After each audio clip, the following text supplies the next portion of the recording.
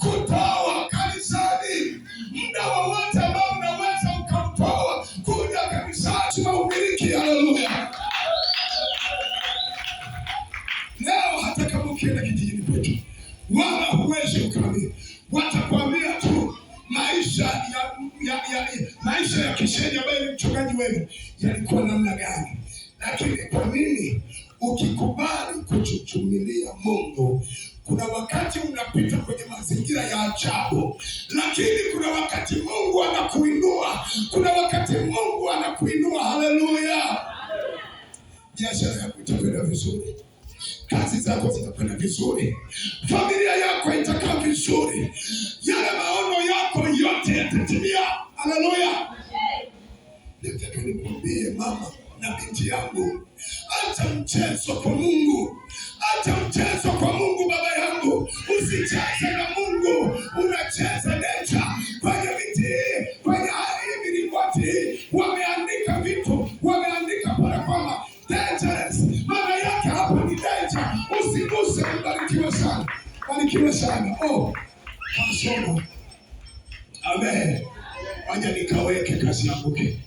Haleluya! Haleluya! Kwenye miti hiyo wameandika danger. Maana yake usiguse ovyo. Sasa usicheze na Mungu kwenye maisha yako. Acha kabisa. Kubali kubadilika. Kubali kuacha nia zako. Kubali kuacha hili uliona. Acha uongo, uzinzi, acha. Haleluya! Tembea na Mungu. Wito ulioitiwa, fanya. Kama ni mwimbaji, imba kwa bidii. Haleluya! Kama ni fundi mitambo, tutengenezee vyombo kwa bidii, maana ndiyo kipawa chako, ndiyo karama yako. Ulikuja kwa ajili ya hivyo vyombo, ulikuja uimbe.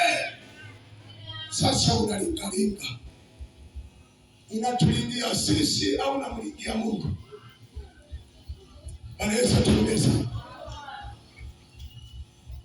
unamlingia Mungu sio sisi, kwa sababu sisi tuna uwezo wa kumwambia Mungu akainua vipawa vingine.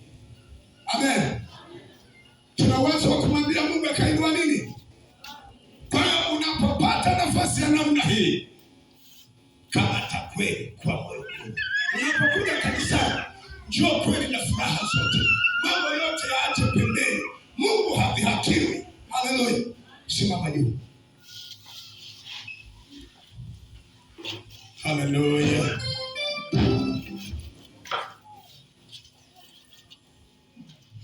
Bwana Yesu asifiwe.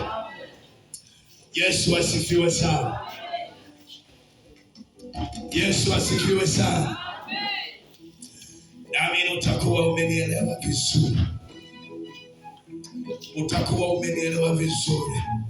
Na kama hujanielewa, basi mimi siwezi nikafanya chochote kile, isipokuwa mimi nimezungumza yale ambayo niliambiwa na Mungu nizungumze leo.